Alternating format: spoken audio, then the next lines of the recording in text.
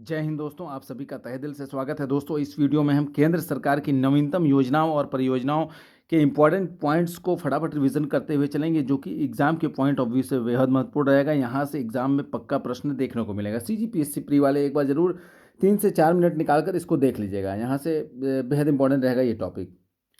Playlist भी आप लोग देख लीजिएगा एक बार। बहुत कम समय में मैंने कई सारी चीज़ों को रिवीजन कराया है। तो वीडियो स्टार्ट करते हैं। दोस्तों, प्रधानमंत्री उज्ज्वला योजना का जो है विस्तार किया गया है 3 वर्ष के लिए, 2023-24 से 2025-26 तक के लिए, याद रखिएगा। और इसके साथ ही 75 लाख जो है अतिरिक्त गैस कनेक्शन दिए जाएंगे विस्तार होने के साथ, विस्तार होने के बाद। और कुल संख्या लाभार्थियों की हो जाएगी 10.35 करोड़। प्रधानमंत्री विश्वकर्मा श्रम सम्मान योजना जो है ये शुभारंभ हुआ था 17 सितंबर 2023 को। इसका उद्देश्य परंपरागत कारीगरों को आर्थिक प्रोत्साहन देना, और ये 18 कामगार वर्ग इसमें शामिल किए गए हैं। 18। प्रधानमंत्री कौशल विकास योजना 4.0 जो है ये आपका 4.0 केंद्रीय बजट में इसको घोषणा की गई 2023-24 के बजट में, और 3 वर्ष की अवधि के लिए।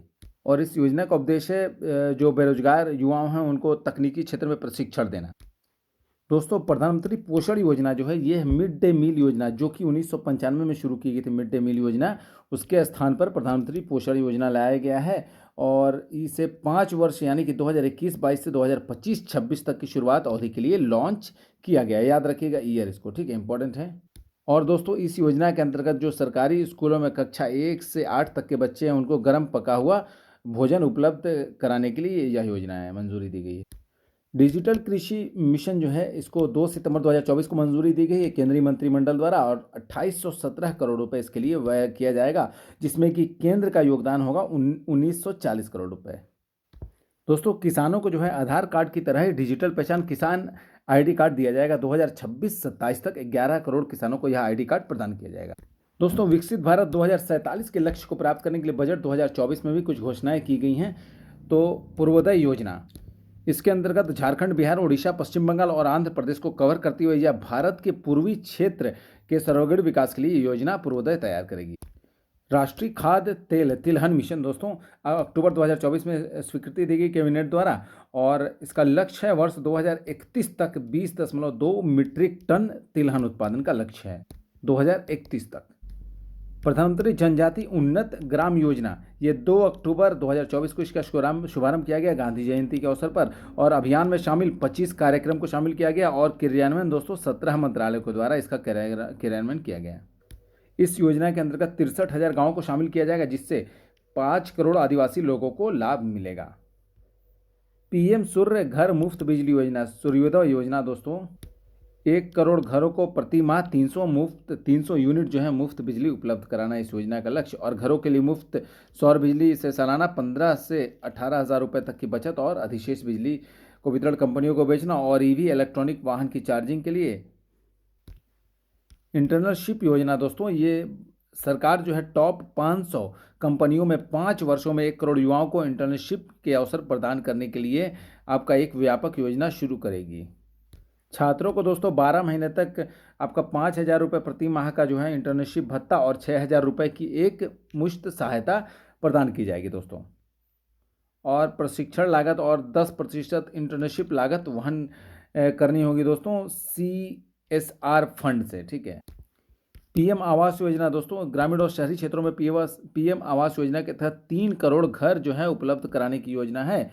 और पीएम आवास योजना शहरी 2.0 के तहत 10 लाख करोड़ रुपए के निवेश से 1 करोड़ शहरी मध्यम वर्ग व गरीब परिवारों को आवास जरूरतों को पूरा किया जाएगा। अगले 5 वर्षों में 2.2 लाख करोड़ रुपए की केंद्रीय सहायता शामिल होगी इसमें।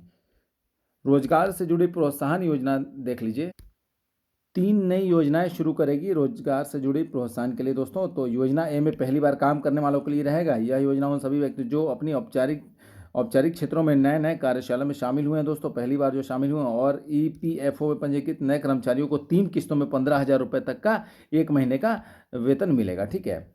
और योजना बी में विनिर्माण में रोजगार सृजन देखा जाए तो EPFO योगदान के संबंध में कर्मचारी और नियोक्ताओं को सीधे निर्दिष्ट पैमाने पर प्रोत्साहन प्रदान किया। योजना सी के अंतर्गत नियोक्ताओं को सहायता दिया जाएगा। 1 लाख रुपए प्रति माह से कम वेतन वाले सभी अतिरिक्त रोजगार इसमें शामिल होंगे दोस्तों। और EPFO अंशदान के लिए 2 वर्षों तक 3,000 रुपये प्रति माह तक की प्रतिपूर्ति करेगी। नया कौशल कार्यक्रम जो है इस योजना के तहत 5 वर्षों की अवधि में 20 लाख युवाओं को कौशल प्रदान किया जाएगा दोस्तों। और मुद्रा योजना के तहत तरुण श्रेणी के अंतर्गत मुद्रा ऋण की सीमा मौजूदा 10 लाख रुपए से बढ़ाकर 20 लाख रुपए कर दी गई है।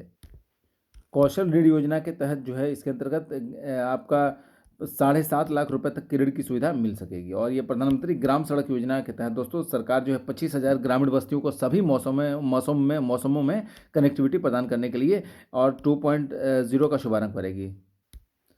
प्रधानमंत्री जनजातीय आदिवासी न्याय महाअभियान पीएम जनमन योजना, तो इसकी घोषणा दोस्तों 15 नवंबर 2023 को हुई थी। कहाँ? खूंटी झारखंड से शुरुआत हुई थी इस योजना की और अवसर जो है जनजाति गौरव दिवस के अवसर पर 15 नवंबर को। ठीक है। प्रधानमंत्री जीवन योजना जो है संशोधित हो गई है। मंत्रिमंडल को स्वीकृति मिली 9 अगस्त 2024 को। जीवन में जैव ईंधन वातावरण अनुकूलन फसल अवशिष्ट निवारण। ठीक है। प्रधानमंत्री किसान सम्मान निधि पीएम किसान, तो 18वीं किस्त इसकी जारी हुई है 5 अक्टूबर 2024 को। कहाँ? वाशिम महाराष्ट्र से। और ये जारी राशि है 20,000 करोड़ रुपए से अधिक की राशि जो है जारी की गई है। और ये 18वीं किस्त जारी होने के दिवस को प्रधानमंत्री किसान उत्सव दिवस के रूप में मनाया गया दोस्तों। मॉडल सोलर विलेज दोस्तों पीएम सूर्य घर मुफ्त बिजली योजना, इसकी अधिसूचना 9 अगस्त 2024 को जारी की गई नवीकरणीय ऊर्जा मंत्रालय द्वारा। और दोस्तों इस योजना के अंतर्गत प्रत्येक जिले में एक मॉडल सौर गांव बनाने का प्रयास होगा। मिलियन डिजाइनर्स बिलियन ड्रीम्स पहल, यह 9 अगस्त 2024 को यह पहल शुरू की गई। यह दीनदयाल अंत्योदय योजना राष्ट्रीय ग्रामीण आजीविका मिशन डे एनआरएलएम के द्वारा इस नवोन्मेषी कार्यक्रम का शुभारंभ किया गया है। इसका उद्देश्य जटिल सामाजिक चुनौतियों से निपटने के लिए सिस्टम डिजाइन की जानकारी के साथ संपूर्ण भारत के व्यक्तियों को सशक्त बनाना। एकीकृत पेंशन योजना दोस्तों यूपीएस जो है रिटायरमेंट के बाद औसत मूल वेतन की 50% निश्चित राशि मिलेगी। इसमें 50% जो राशि के लिए 25 साल की सेवा अनिवार्य होनी चाहिए। प्रधानमंत्री अन्नदाता आय संरक्षण अभियान पीएम आशा, तो इसका उद्देश्य किसानों को उनकी कृषि उपज का मूल्य दिलाना। और दोस्तों 18 सितंबर 2024 को केंद्रीय मंत्रिमंडल द्वारा इस योजना को वित्त वर्ष 2025-26 तक जारी रहने की अनुमति दी गई। 2025-26 तक। ठीक है। इस योजना पर इस अवधि में 15वें वित्त आयोग के दौरान कुल वित्तीय व्यय जो है 35,000 करोड़ रुपए निर्धारित है। National high speed road corridor project देखा जाए तो कुल 8 कॉरिडोर बनेंगे दोस्तों। इसकी लंबाई 936 किलोमीटर होगी और परियोजना की लागत होगी 50,655 करोड़ रुपए। और जो है 4 लेन की 4 परियोजना होगी दोस्तों। और देखा जाए तो 6 लेन की 3 परियोजना जो है 6 लेन की होगी और ये 8 लेन की 1 परियोजना होगी। कुल मिलाकर 8 कॉरिडोर बनेंगे। देखिए 4 लेन की जो 4 परियोजना है उसमें कौन कौन आएगा? खड़गपुर मोरेगांव आएगा, अयोध्या रिंग रोड आएगा, रायपुर रांची गुवाहाटी रिंग रोड ये हो गई। और 6 लेन की जो 3 परियोजना इसके अंतर्गत आगरा ग्वालियर, थराद अहमदाबाद कानपुर रिंग रोड आएगा। और एक परियोजना जो 8 लेन की है उसके अंतर्गत नासिक खेद आएगा। ठीक है, याद रखिएगा नाम। इंडस्ट्रियल स्मार्ट सिटी जो है आपका ये 28 अगस्त 2024 को मंजूरी दी गई। और इसके अंतर्गत प्रस्तावित औद्योगिक शहर कुल 12 हैं। ठीक है, याद रखिए प्रयागराज उत्तर प्रदेश, उत्तर प्रदेश का आगरा, आंध्र प्रदेश का ओरवाकल, आंध्र प्रदेश का कोफरती और तेलंगाना का जहीराबाद और राजस्थान का जोधपुर को शामिल किया गया, राजस्थान का पाली और बिहार के गया को और उत्तराखंड के खुरपिया को और पंजाब के राजपुरा पटियाला को और महाराष्ट्र के दीदी को और केरल का पलक्कड़ को। दोस्तों Atal Bihari Vajpayee Sewri Nhava Sheva Atal Setu India longest bridge plus river bridge है दोस्तों।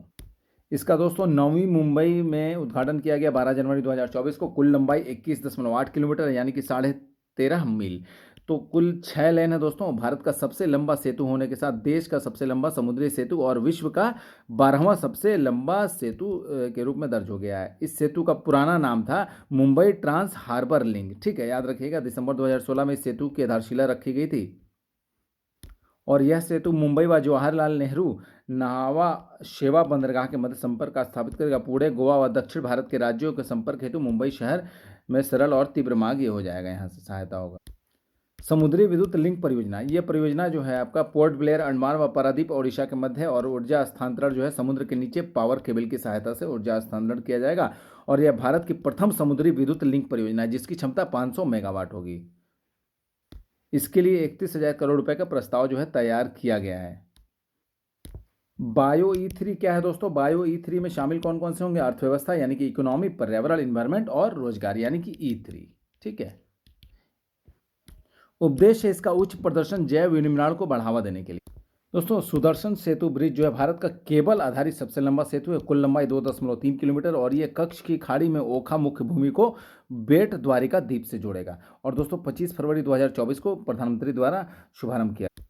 Under water metro train project जो है ये कोलकाता में शुभारंभ किया गया है हुगली नदी पर। और प्रोजेक्ट की लागत आई है 8600 करोड़ रुपए, 8600 करोड़ रुपए। और ये जो है इफकॉन्स इंफ्रास्ट्रक्चर और कोलकाता मेट्रो रेल कॉरपोरेशन द्वारा इसको निर्माण किया जा रहा है।